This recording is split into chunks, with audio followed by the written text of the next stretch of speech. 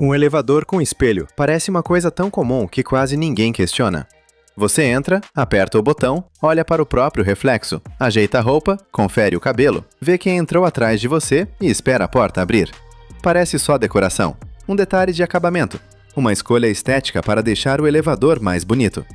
Mas existe uma história curiosa por trás disso. Em muitos prédios comerciais, os espelhos ajudaram a resolver uma das maiores reclamações sobre elevadores lentos sem trocar motor, sem aumentar velocidade e sem mudar praticamente nada na máquina. O elevador continuou demorando o mesmo tempo, mas a espera passou a parecer menor. Esse é o paradoxo do elevador com espelho. O problema parecia ser engenharia. As pessoas reclamavam que os elevadores eram lentos. Então a solução óbvia seria instalar motores mais rápidos, sistemas mais modernos, mais cabines, novos comandos, mais potência. Só que tudo isso custa caro, exige obra, manutenção e em prédios prontos pode ser inviável. Então alguém percebeu uma coisa mais profunda? Talvez o problema não fosse apenas o tempo real. Talvez fosse a percepção do tempo.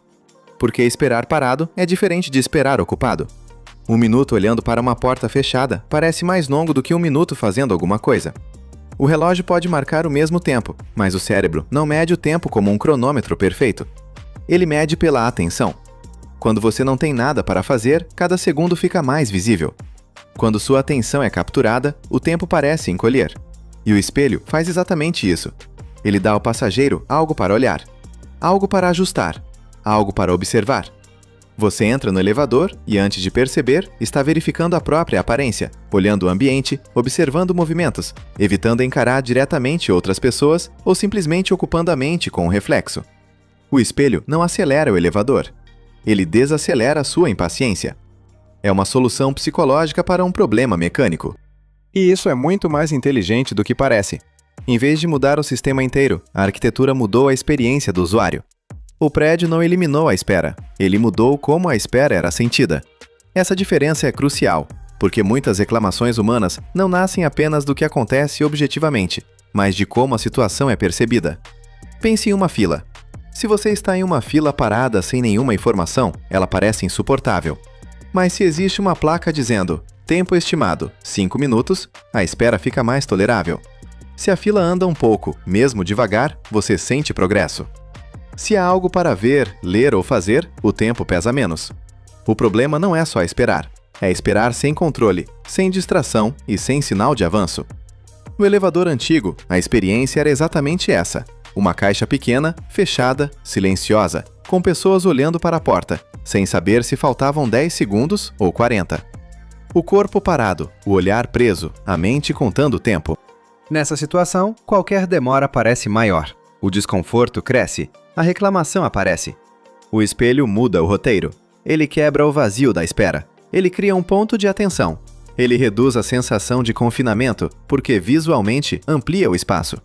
Ele também diminui o constrangimento social, porque as pessoas não precisam ficar olhando diretamente umas para as outras. Todo mundo pode olhar para o reflexo sem parecer estranho. Em um espaço apertado, isso importa mais do que parece. E aqui existe outro detalhe interessante. O espelho não serve apenas para a vaidade. Ele também dá sensação de segurança. Quando você vê o interior do elevador refletido, consegue perceber melhor quem está ao redor. Quem entrou, quem se moveu, o que está acontecendo atrás de você. Em ambientes pequenos e fechados, essa percepção reduz a ansiedade. O espaço parece menos opaco, menos imprevisível. Então, um único objeto resolve várias camadas ao mesmo tempo, ocupa a atenção, diminui a percepção de espera. Amplia visualmente o ambiente, reduz constrangimento, aumenta a sensação de controle. Melhora a experiência sem mexer no motor. Essa é a força das soluções invisíveis. Elas não atacam o mecanismo, atacam a mente que interpreta o mecanismo. E isso revela uma coisa muito importante sobre design. Nem sempre o melhor projeto é aquele que muda a realidade física. Às vezes, é aquele que muda a relação da pessoa com a realidade física. O elevador pode continuar levando o mesmo tempo para chegar ao 10º andar. Mas se você sente menos incômodo durante o trajeto, o problema prático diminui. Esse princípio aparece em muitos outros lugares. Restaurantes colocam cardápios ou TVs para ocupar a espera. Aplicativos mostram barras de progresso para você não achar que travou. Call centers colocam música ou mensagens para reduzir a sensação de abandono. Hospitais mostram senhas e estimativas. Aeroportos fazem você caminhar mais até a esteira de bagagem para sentir que está avançando em vez de ficar parado esperando a mala. Em todos esses casos, o tempo pode não ter diminuído tanto quanto parece. O que diminuiu foi o sofrimento da espera. E talvez essa seja uma das verdades mais desconfortáveis sobre a experiência humana. A gente não vive apenas no mundo dos fatos. A gente vive no mundo dos fatos percebidos. Um elevador de 30 segundos pode parecer lento se você estiver irritado, entediado e encarando uma porta. Mas pode parecer normal se sua atenção estiver ocupada. A diferença está menos no motor e mais na mente. Isso não quer dizer que engenharia real não importe. Elevadores lentos demais continuam sendo um problema. Em prédios muito movimentados, velocidade, quantidade de cabines, algoritmos de chamada e manutenção fazem enorme diferença. Mas a história dos espelhos mostra que nem toda reclamação precisa ser resolvida aumentando potência. Às vezes, a primeira pergunta deveria ser: o problema está no tempo ou na experiência do tempo? Essa pergunta muda tudo. Porque se o problema é tempo real, você precisa de máquinas melhores. Se o problema é a percepção de tempo, você precisa de atenção, informação e design. E muitas empresas, prédios, lojas e aplicativos descobriram que alterar a percepção costuma ser mais barato do que alterar a estrutura. Agora pense no paradoxo.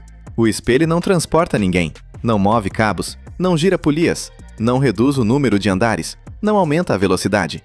Mas ele melhora a sensação de eficiência. A máquina continua igual, mas a experiência fica mais suportável.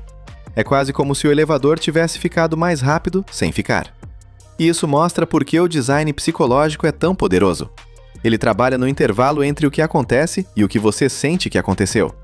Esse intervalo é onde muitas decisões humanas nascem. Se uma espera parece curta, você reclama menos. Se um espaço parece maior, você se sente melhor. Se uma fila parece avançar, você tolera mais. Se um sistema parece responder, você confia mais. No fundo, o espelho do elevador é uma pequena aula de comportamento humano, escondida em um objeto comum. Ele mostra que a impaciência não é só sobre minutos, é sobre atenção sem destino.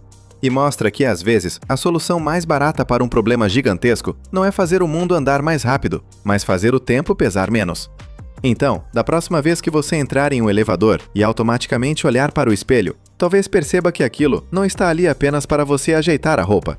Está ali para sequestrar sua atenção por alguns segundos, para reduzir o desconforto do silêncio, para fazer a cabine parecer maior, para transformar espera em distração. Talvez a pergunta mais curiosa não seja por que os elevadores têm espelhos. A pergunta é: quantas vezes algo não ficou realmente melhor, só ficou melhor percebido por você?